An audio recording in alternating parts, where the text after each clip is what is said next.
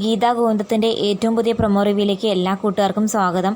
അങ്ങനെ നമ്മുടെ ഗീതുവും മാർഗഴിയും പുറമെ ഭയങ്കര ശത്രുക്കളുടെ കണക്ക് അഭിനയിക്കുന്നുണ്ടെങ്കിലും അകമേ അവർ രക്തബന്ധമാണ്, ചേട്ടത്തി അനിയത്തിയാണ്. അതിൻ്റേതായിട്ടുള്ള സ്നേഹബന്ധം അവർക്ക് തീർച്ചയായിട്ടും ഉണ്ട് താനും.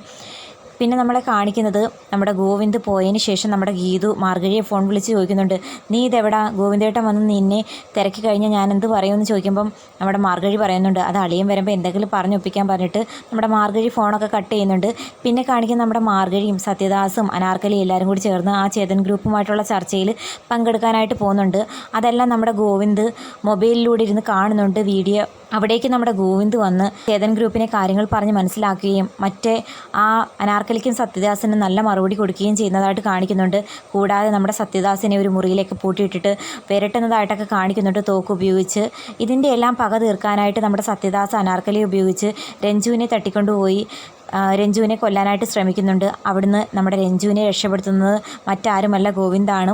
അതും കാണിച്ചുകൊണ്ടാണ് ഇന്നത്തെ പ്രൊമോ അവസാനിക്കുന്നത്. അപ്പം നമ്മുടെ സ്വന്തം മകളാണ് രഞ്ജു എന്നറിയാതെയാണ് അനാർക്കലി ഈ പരിപാടിയെല്ലാം ചെയ്യാൻ നിൽക്കുന്നത്.